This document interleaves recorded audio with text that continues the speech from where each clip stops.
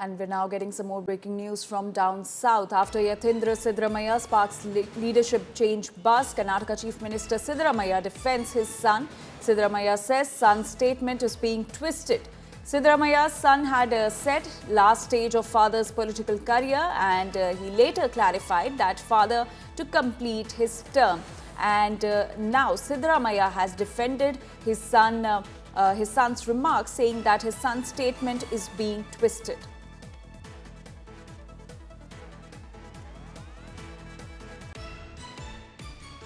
ತಿರುಚಿ ಮಾಡಿದ್ರೆ ಏನಂತ ಹೇಳಿ ನಾನು ಕೇಳಿದೆ, ಸೈದ್ಧಾಂತಿಕವಾಗಿ ಮಾತಾಡಿದ್ದೀನಿ ಅಂತ ಹೇಳ್ದ.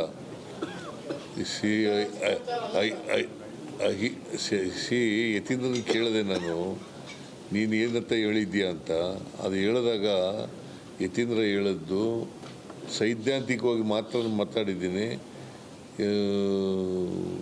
ಇಂಥವರೇ ಮುಂದೆ ಮುಖ್ಯಮಂತ್ರಿ ಆಗಬೇಕು ಅಂತ ಹೇಳಿಲ್ಲ ಅಂತ ಹೇಳಿದ್ರು.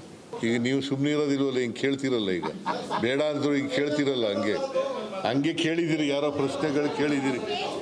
ಕೇಳಪ್ಪ ಇಲ್ಲಿ